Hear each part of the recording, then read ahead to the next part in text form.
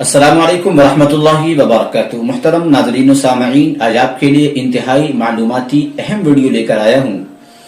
वो वीडियो ये है कि जैसा कि आपको मालूम है कि डॉक्टर जाकिर नाइक साहब पड़ोस मुल्क के दौरे पर हैं।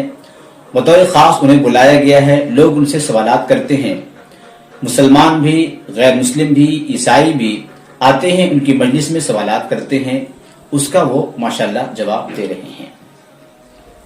इन सवाल करने वालों में से एक मुसलमान शख्स जिसका नाम मुसअब उमैर है, उन्होंने सख्त सवाल किया। सवाल ये है कि जब क़यामत का दिन मुतय्यन है, हिसाब किताब लिया जाना मुतय्यन है, तो हिसाब किताब होने से पहले पहले अजाब क्यों होता है कब्र में? उसका ये सवाल है। यकीनन ये सवाल बहुत मुश्किल भी है। तो आइए देखते हैं डॉक्टर जाकिर नाइक साहब ने इसका क्या जवाब दिया, और साथ ही साथ जो एक बड़े आदमी गुजर चुके हैं डॉक्टर असरार साहब, अल्लाह उनकी कब्र को मुनव्वर कर, अल्लाह उनकी मग़फ़िरत फरमाए, उन्होंने क्या जवाब दिया है। आइए दोनों की बातों को सुनते हैं, और इसमें से किसका जवाब आपको ज़्यादा बेहतर लगता है कमेंट्स में ज़रूर बताएंगे। इंशाअल्लाह आखिर में मैं अपनी बात भी बता दूंगा। तो आइए वीडियो देखते हैं। अस्सलामु अलैकुम वरहमतुल्लाहि वबरकातुहू। मेरा नाम मुसअब उमैर है। मेरा सवाल है डॉक्टर साहब से कि बीइंग मुस्लिम हम बिलीव करते हैं कि हमारे लिए एक डे ऑफ जजमेंट है। उस दिन हर किसी का नामा अमाल उसके हाथ में दिया जाएगा और ये डिक्लेयर होगा कि who is right and who is wrong, who deserve जन्ना एंड हु डिज़र्व जहन्नम। लेकिन कब्र में फिर जज़ा और सज़ा का जो मामला है, कब्र में अजाब क्यों होना है before the day of judgement? अभी रिज़ल्ट डिक्लेयर होना है क़यामत के दिन, तो कब्र में अजाब फिर क्यों होना है? अगर कोई गुनाहगार है तो कब्र जन्नत के बगीचे में बगीचा क्यों है, ये पहले क्यों डिक्लेयर होता है? जज़ाकुमुल्लाह खैर। भाई साहब ने सवाल किया है कि यौमुल क़यामा में हर एक को पता लगेगा उसने क्या गुनाह किए, क्या अच्छा काम किए, क्या वो जन्नत में जाएंगे, जन्नत में जाएंगे। तो ये कब्र के अज़ाब क्यों? मैं इसकी मिसाल दूंगा। जब आप कभी पढ़ते स्कूल में या कॉलेज में, एक होता है फाइनल एग्ज़ाम, और इसका जवाब है सूरह इमरान में सूरह नंबर 3 आयत नंबर 150 से, कुल्लु नफ्सिन ज़ाइक़तुल मौत, हर नफ्स को मौत आएंगी। फाइनल रिकम्पेंस, जो फाइनल रिकम्पेंस वो होगा यौमुल क़यामा में, on the day of judgement. अगर कोई शख्स जहन्नम की आग से बच जाता है और जन्नत में जाता है, वो सफलता पाता है, नहीं तो ये दुनिया एक खेल है। तो आयत में साफ जिक्र है कुल्लु नफ्सिन ज़ाइक़तुल मौत, हर नफ्स को मौत, हर नफ्स मौत को चखेगी, और फाइनल हिसाब किताब होगा यौमुल क़यामा पे।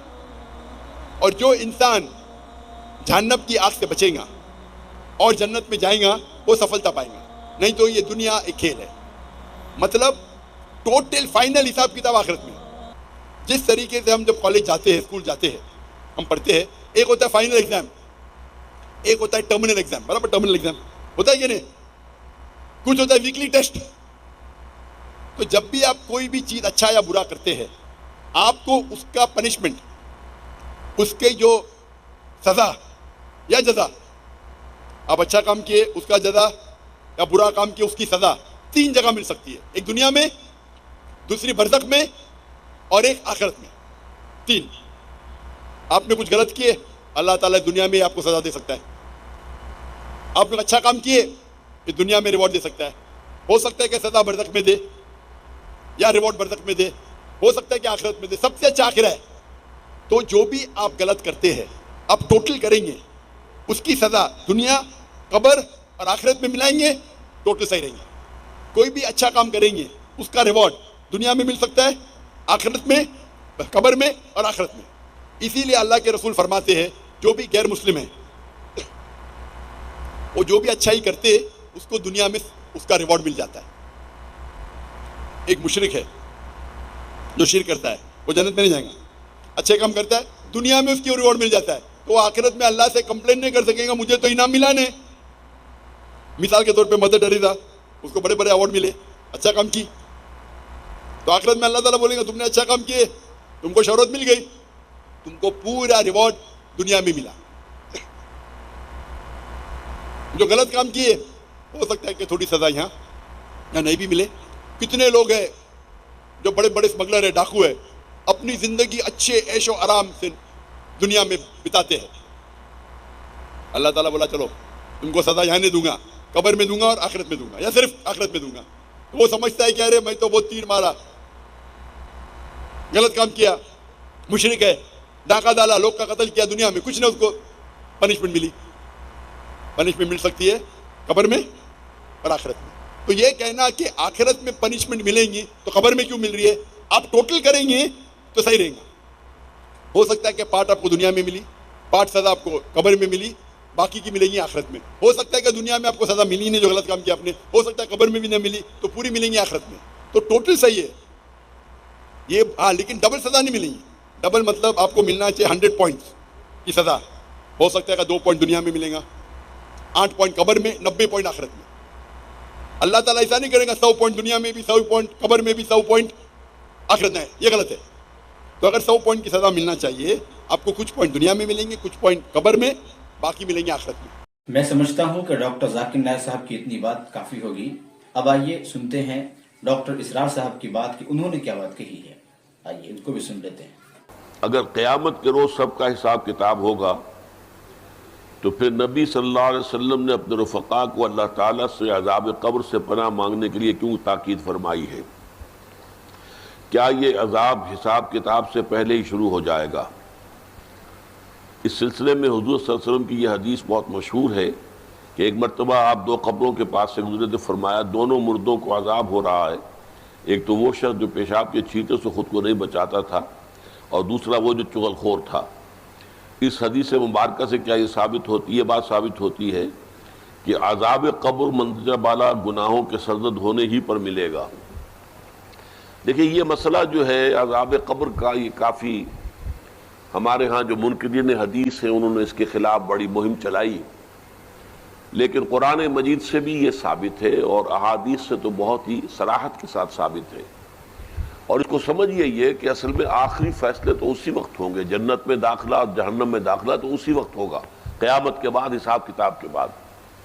لیکن یہ ہے کہ جیسے میں ایک سادہ سے تمثیل سے آپ کو سمجھا دوں، امتحان ہو چکا ہے، نتیجہ تو نکلنا ہے. فرض کیجئے کہ 1 مارچ کو یا 1 اپریل کو نتیجہ ڈکلیئر ہوگا، کون کامیاب کون ناکام. لیکن جنہوں نے کچھ کیا ہی نہیں پرچوں میں، انہیں تو پہلے سے معلوم ہے، ان کی جان تو سوکھ رہی ہے، اندر ہی اندر وہ کانپ رہے ہیں. چاہے وہ ابھی یوم حساب تو آنا ہے، ان کا ڈکلیئر تو ابھی ہونا ہے کہ وہ فیل ہے، لیکن ان کے چہروں پر لکھی ہوئی ہے فیلیور. یہی معاملہ ہے کہ جو کچھ انسان نے کمایا ہے عالم برزخ میں بھی اس کی کچھ کیفیات اس کے اوپر طاری رہیں گی.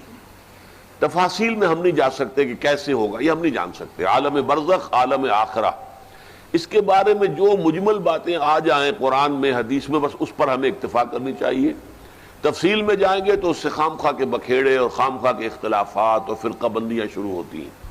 لیکن کوئی نہ کوئی عکس ہے. سورہ فرقان میں فرمایا یضاعف لہ العذاب یوم القیامہ، قیامت کے دن اس کے لیے عذاب دگنا کر دیا جائے گا. تو معلوم ہوا کہ قیامت سے پہلے بھی کوئی نہ کوئی عذاب کی کیفیت تھی، اور حضور نے فرمایا ہے. اور یہ ایسا ہی ہے عذاب، جو دوسری مثال سے سمجھیے کہ آپ خواب دیکھتے ہیں اور خواب میں فرض کیجئے سانپ نے آپ کو ڈس لیا ہے، تو جو کیفیت ہوگی وہ بعین ہی آپ کی ہو جاتی ہے، اور آپ خوف زدہ ہو کر آنکھ کھلتی ہے تو بالکل وہی کیفیت آپ کی ہے. یا شیر آپ پر حملہ کر رہا تھا تو جو خوف کی کیفیت تھی، جاگے ہیں تو وہی کیفیت ہے. اسی طریقے سے یہ معاملہ ہوگا.